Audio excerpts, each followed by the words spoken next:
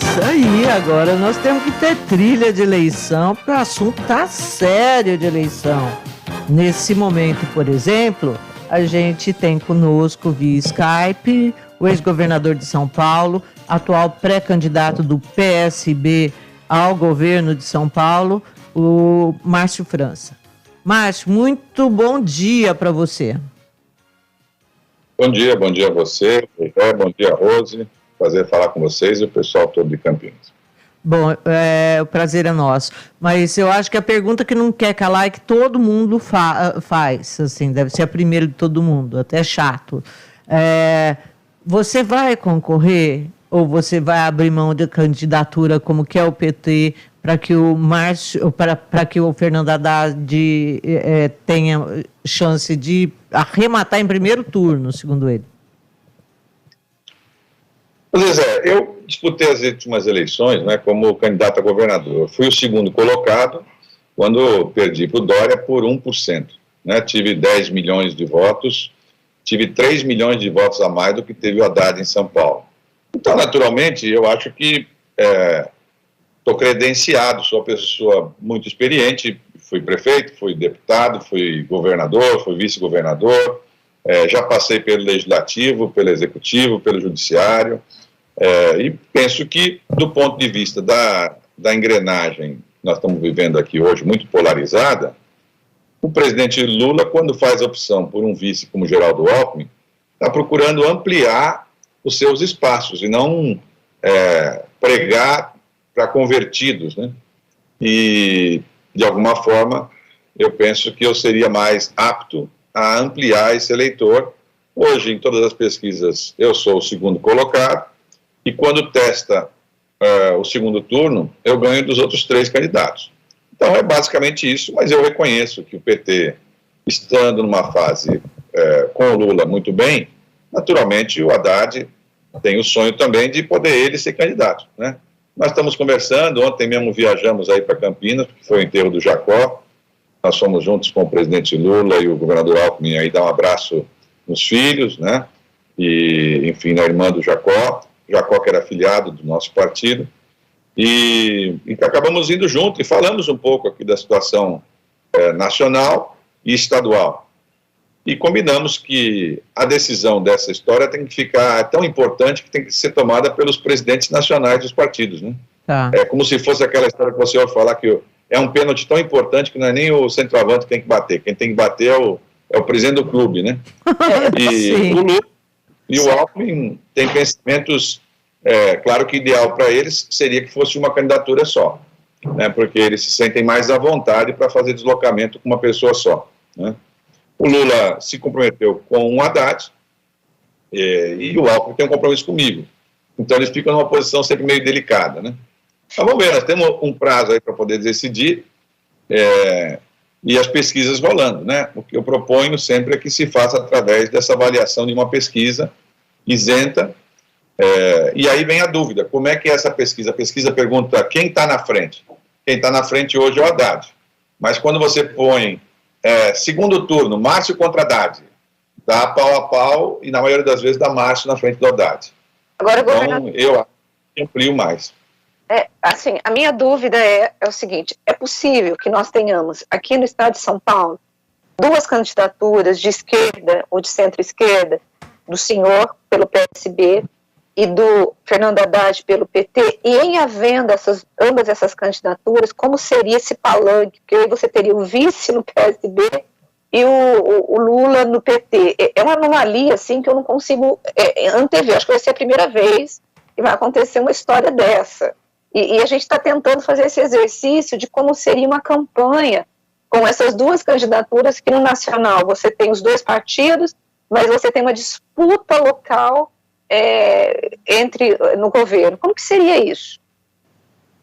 Bom, poderia acontecer de você ter 2 candidatos, né?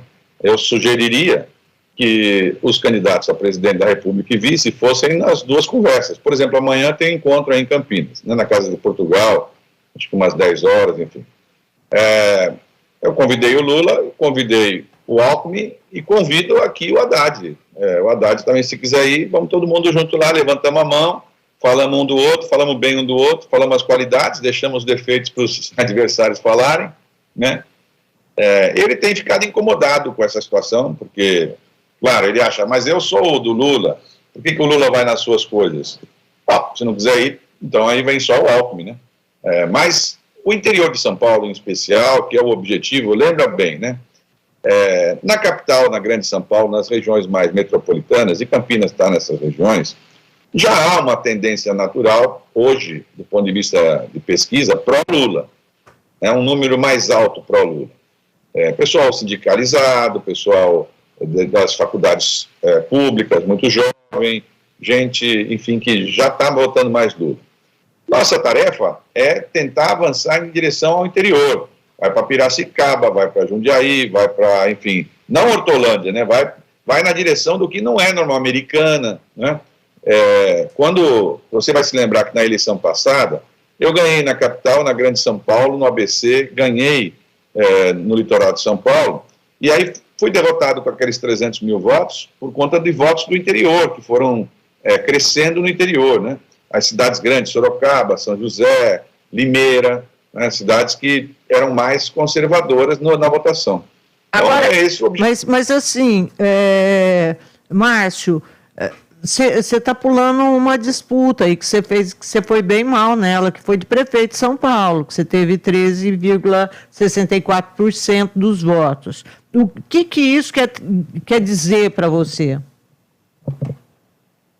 Não, essa questão do entendimento de mal ou bem é muito difícil, né? Eu sempre acho que bem ou mal é você não disputar, né? Eu não sou um morador da capital e tive 13% dos votos, né? Quer dizer, não é uma votação pequena. Se você lembrar que o Haddad era o prefeito de São Paulo, teve 16, né, na reeleição, na minha cidade, onde a minha convivência, que é a Baixada Santista, eu tenho na média 75% dos votos, 80%, eu fui reeleito prefeito com 93% dos votos, né? Então, agora, eleição cada uma é uma. Naquela eleição passada, houve de novo um fenômeno. Na primeira eleição, o fenômeno foi o fator da facada do Bolsonaro, que desequilibrou todo o processo, todo mundo acompanhou, enfim, e aí o Dória grudou no bolso Dória. E eu não tinha como grudar no bolso Dória porque eu não tenho relação eleitoral com o Bolsonaro. Eu tenho uma relação familiar, porque nós somos de uma mesma cidade, de origem, né, no Vale do Ribeira, e a esposa dele, a Michele, trabalhava no meu gabinete quando ele a conheceu. Então é sempre um constrangimento ficar xingando os outros, enfim, quando você tem alguma relação. Não é do meu estilo. Mas nós pensamos muito diferentes. Então, naquela eleição, eles queriam que eu falasse, fala uma vez Bolsonaro. Eu falei, não falo. O Dória se agarrou no Bolsonaro, ganhou a eleição. Na eleição passada de prefeito, assim que eu lancei a candidatura, 10 dias depois, um amigo muito querido, o filho de um grande amigo meu, que era o Bruno Covas, né, o neto, aliás, que eu era amigo do Mário, o Bruno anunciou um câncer terrível, drástico. A eleição já estava rolando e ele com câncer. Então, era muito difícil você brigar com uma pessoa naquelas condições, falar das pessoas, enfim, criticar, né? Todo mundo criou uma sensação, foi o melhor momento do Bruno que eu vi, ele estava seguro, estava bem, ele estava disposto, mas é um constrangimento, você fala mal de um prefeito, no exercício da função, um rapaz jovem, bonito, cheio de vida, com câncer, né? Aí o que acontece? Eu tive que tirar o meu foco, a minha mira do Bruno, e tive que mirar no outro adversário, que era quem estava na frente, que era o Russomano, que era o candidato do Bolsonaro. Para tirar voto desse candidato, o discurso ficou mais, digamos, conservador, mais à direita, para eu tirar o voto do Russomano. Nesse espaço aqui, o do PT não entrou o Boulos, né? Ajudado pelo PT, entrou o Boulos. E mesmo assim foi só 3% que ele foi para o segundo turno. E eu disse o óbvio que eu estou dizendo hoje. Se for o Boulos contra o Bruno no segundo turno, o Boulos vai perder a eleição. Ele é uma grande figura, mas acho que no segundo turno não há preparo para uma votação dessa. É mais ou menos a situação atual. Se o Márcio ganha de todo mundo no segundo turno com folga, eu ganho do Tarcísio com muito mais diferença do que o Haddad. Mas nós podemos arriscar, vai de Haddad, se perder no segundo turno. Perder de São Paulo, embora seja muito ruim, não é tão grave quanto a eleição de São Paulo contaminar a eleição brasileira. O problema é que São Paulo tudo é grande. Se, por exemplo, se em São Paulo o Tarcísio vier a ganhar do Haddad de 60 a 40, que é como está hoje no interior, isso significa 20% de votos. 20%, se isso for transferido para a eleição nacional, vai tirar 4 milhões de votos a mais para o Bolsonaro em São Paulo. Aí passa a ter um risco real de os outros estados não compensarem essa diferença, compreende? Hoje, quando você pega o quadro dos estados do Sul e do Sudeste, no Rio Grande do Sul, o primeiro colocado hoje é o Onyx Lorenzoni do Bolsonaro. Em Santa Catarina é o atual governador do Bolsonaro. No Paraná é o Ratinho, do Bolsonaro. Em São Paulo tem esse fenômeno do Tarcísio, que embora não seja daqui, claro que é uma certa novidade na eleição. No Rio de Janeiro, o primeiro colocado é o Cláudio Castro, do Bolsonaro. Em Minas é o Zema, do Bolsonaro. Na Bahia é o ACM Neto, que não é Lula. Ora, nós estamos fazendo um esforço, todos nós, para ganharmos no primeiro turno e matarmos essa eleição no primeiro turno. Lula, Datafolha de ontem, sai ganhando no primeiro turno, mas por pouca diferença, 2, 3 pontos. Se vamos para o segundo turno, com vários governadores puxando para o Bolsonaro, você pode ter um movimento ao contrário e nós saímos com uma surpresa. Quem é que imaginava o Fernando Collor de Mello virar presidente da República? Eu mesmo, se alguém me dissesse que o Bolsonaro ia ser presidente, eu ia dizer que era impossível. Uhum. E ele ganhou a eleição. Então a eleição não se ganha de véspera. Né? Então, eu queria só falar um pouquinho sobre o Rio de Janeiro, que me parece uma coisa maluca, aquele estado. A gente tem lá o Cláudio Castro na frente, e assim está bem na frente, em relação ao Paz e tudo mais. Mas o Lula ganha lá de lavada. O que acontece no Rio de Janeiro? Acontece que o Lula é muito maior do que todos os outros partidos e candidatos, né? O Lula é um cidadão do mundo, entendeu? O Lula está igual o Mandela e outras figuras assim. Quer dizer, não, é verdade. Se você andar com o Lula em qualquer lugar do mundo, ele é reconhecido. Qual é o outro brasileiro que a gente conhece que você anda no mundo todo? Talvez o Pelé, né? O Lula é um cidadão do mundo. Então, o Lula tem voto além do voto do PT. E há um anti-bolsonarismo também muito forte, especialmente das mulheres, onde está uma diferença bem grande, 25 a 75. As mulheres dão uma diferença bem grande, porque o Bolsonaro sempre é muito machista na maneira de falar, enfim, e acaba que o Lula se beneficia disso. Mas a pessoa vai até o Lula, mas não vai, se o outro candidato do Lula no estado é mais estreito, a pessoa não vai junto no primeiro turno. No primeiro turno, você se lembra, Ulisses Guimarães tinha 20 governadores no Brasil do MDB, mas não foi suficiente para o Ulisses Guimarães ir para o segundo turno, porque os governadores se elegeram no primeiro e cada um cuidava da sua vida. Eu fui candidato no primeiro turno na eleição passada, meu partido não tinha candidatura e eu fui para o segundo turno, contra o MDB do SCAF, contra o PT do Haddad, contra todo mundo, eu fui para o segundo turno. Aqui em São Paulo são 4 candidatos, basicamente são 4 candidatos. 2 de um campo, 2 do outro, né? Aí, como é que a pessoa vê? Pouco de televisão, internet, rede social e os debates que chamam muita atenção, né? Quem conhece o meu jeito sabe que debate é uma coisa que geralmente é onde eu acabei me destacando. Quando eu ando na rua, todo mundo fala, Márcio, você é o debate do Dória, aquela coisa do Dória. E ainda tem essa novidade, que elas acontecem por dia. Por exemplo, desde ontem, está um zum muito forte aqui em São Paulo, de que o Dória resolveu ser candidato a governador de novo, né? E que não vai dar a legenda para o Rodrigo, para ele ser candidato a governador. Porque o controle do diretório estadual é do Dória. Isso, a cada instante, vai mudando, né? E nós temos que estar atentos a todas essas mudanças. Agora, é natural, sendo o segundo colocado, por que eu tenho que falar em abrir mão de alguma coisa a troco do quê? Né? No primeiro turno, cada um vota no que quer. No segundo, a pessoa vota naquele que tiver, digamos, é mais fácil de você se aproximar do que o que você quer derrotar. Agora, você falou do antibolsonarismo. Nas últimas eleições, Bolsonaro foi eleito basicamente por conta do antipetismo.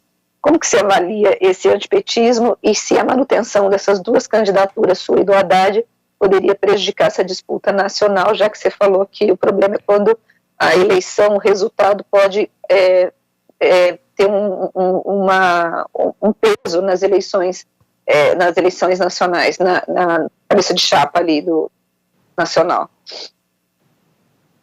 Bom, do ponto de vista do antipetismo, ele existe, claro, porque o PT é o único partido real do Brasil, o único partido verdadeiro no Brasil é o PT. A pessoa se sente do PT, filiada ao PT, militante do PT, e aí também acaba criando um antipetismo, né? É como se fosse o Corinthians. É o mais adorado, mas também acaba tendo mais gente torcendo contra, enfim, é um pouco disso que são as paixões, né?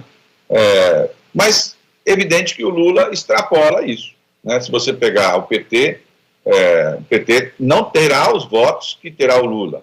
O Lula tem os votos porque ele é mais amplo, né? Ontem mesmo ele foi aí no enterro do Jacó, dizendo o seguinte: Márcio, o Jacó saiu do partido e tal, mas ele continuou sendo meu amigo, e eu vou lá para dar um abraço para a família dele e tal. Ou seja, o Lula é mais amplo que o PT.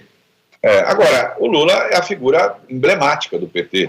Sem o Lula, seria muito difícil sobreviver eleitoralmente alguém no PT nesse momento que tivesse condições de equilibrar esse jogo. Então o Lula, mesmo com uma certa idade, com 70 e poucos anos, com tudo que passou, uma prisão, etc., teve que encontrar forças para ser candidato de novo, que é o que nós temos para poder disputar contra o Bolsonaro, porque existe um anti-bolsonarismo. E a preocupação que nós temos... Fala como se o Lula não tivesse interesse em ser candidato. Eu acho que o Lula, o fato do PT não ter, inclusive, pessoas que possam fazer frente ao Lula, é o próprio Lula. Ele que acabou sendo essa personagem importante do partido e não deixou com que outros crescessem. Então, para mim, a impressão que eu tenho é que o Lula nunca quis abrir mão de ser candidato. E aí eu acrescentaria também como alcançar esse eleitor que não quer nem o Bolsonaro e nem o Lula. E a gente tem hoje no Brasil uma realidade de pessoas que não querem os dois. Sim, e existe muita gente assim. Nós todos procuramos encontrar esses personagens aí. Não foi por falta de tentativa. Luciano Huck, Faustão, Magazine Luiza, todo mundo... O governador, quando a gente pensa em pessoas fora do mundo político, porque o próprio mundo político não conseguiu criar pessoas que pudessem falar assim: olha, esse é um estadista, esse aqui é um cara que vale a pena votar, e aí teria que pegar um apresentador de televisão, porque eu acho que isso é de uma pobreza que o Brasil vive hoje no mundo da política, assim, terrível. Mas, Rosa, se você quiser uma análise mais completa, vamos voltar aí uns anos para trás. Em 88, nós vimos a ditadura, havia muito sofrimento, nós fizemos um pacto, todo o Brasil se juntou para fazer um pacto, votamos em pessoas que foram lá e redigiram uma nova carta. Essa carta acrescentou direitos importantes para todos nós: saúde pública para todo mundo, educação para todo mundo, previdência para quem não tinha, criou o sistema de previdência que não tinha, para gente da área rural, para gente deficientes, enfim, foi muito importante. Só que isso tudo tinha um custo, que nós sabíamos que o tempo ia precisar de mais dinheiro para cobrir esse custo. Tivemos dois partidos se revezando. O PSDB fez um governo importante, 2 governos, depois elegeu o PT 2 governos. Aí nós resolvemos voltar com uma coisa muito, eu diria que identitária, que é muito comum hoje, a história de você fazer defesas identitárias que são maiores que as defesas dos próprios partidos. Sim. Então, por exemplo, se alguém é defesa de feminismo, ela é mais forte nessa defesa do que do partido dela. Se alguém é defesa, por exemplo, de afrodescendentes, de negros, então é mais forte a defesa dela nesse assunto do que a do partido dela. Se alguém enfim, cada um das pautas LGBTY, todo mundo é mais forte. Aí os partidos foram... Mas acontece que eleitoralmente, para você participar do processo, tem que ter um partido. Então os partidos enfraqueceram, essas pautas identitárias cresceram, algumas soluções nós encontramos, por exemplo, na música, no carnaval, no futebol, nós resolvemos. Hoje não tem essas pautas identitárias nessas áreas aqui. Todo mundo joga, todo mundo tal. Na política, os partidos são cartórios, que são cartórios fechados. Então, as pessoas não tiveram acesso, não houve permeabilidade. E aí nós nos distanciamos da realidade das pessoas, das pautas reais das pessoas. Produzimos, portanto, um chamamento dos tais outsiders, a tiririquização da política. Chama o Tiririca, chama não sei quem, chama e chama o Bolsonaro, que era uma coisa assim, meio outsider, ninguém levava a sério na Câmara ele. E aí, nós estamos nesse ponto. Só que o Bolsonaro, ele surfa, ele pega na borda da linha da democracia. Nós temos todo mundo que é democrata de um lado, direita, esquerda e tal, mas todo mundo é democrata. O Bolsonaro, embora participe da democracia, ele está na borda, ele cisca um pouco com a linha da não democracia. Então, quando você tem uma situação dessa, não há outro jeito, você tem que unir todo mundo da democracia para tentar evitar a volta da não democracia. Porque nós já passamos a experiência da não democracia, né? Todas as pessoas reeleitas importantes e duras no mundo, o Putin, o Chaves, esse Organ, toda essa gente, elas foram reeleitos. E quando ele é reeleito, aí ele se sente, se eu fui reeleito, então eu estou muito certo. Ele vai endurecer as relações dele e vai dizer, amigos, ganhei de novo, e a porta da casa, a porta do fundo é a serventia da casa. Quem não concordar, que vai embora do Brasil. Eu temo muito isso também. Mas, Márcio, você falou num determinado ponto da conversa que as forças, né, aí progressistas se unem na tentativa de liquidar a fatura da eleição já no primeiro turno. E eu ouço isso em relação ao governo do Estado. Se você largasse, o Haddad levaria em primeiro turno. Assim, eu acho que um largando ou o outro largando, né, assim, a coisa deveria ser colocada dessa forma, né? Mas você acredita que se um de vocês desistir, leva no primeiro turno? Eu acho que São Paulo é um pouco diferente, porque mesmo nós dois, se estivéssemos juntos, ainda há mais dois candidatos fortes, né? O Bolsonaro tem um candidato, que é o rapaz do Rio de Janeiro, lá, o Tarcísio, e há o candidato do governo, que é o atual governador. É muito difícil um governador não ter 10% dos votos, não tem razão dele não ter 10% dos votos. Com 10% dos votos, automaticamente você terá um segundo turno, né? Agora, essa história de você estar todo mundo junto, ok, mas quem decide qual é o que sai e qual é o que fica? Né? Eu posso alegar o seguinte, olha, nós já tivemos agora, nós fizemos a nossa parte, abrimos mão para que o Lula fosse o candidato do PT nacionalmente, e indicamos o vice. O PT pode abrir mão em São Paulo para que um cargo importante da República fique com o PSB.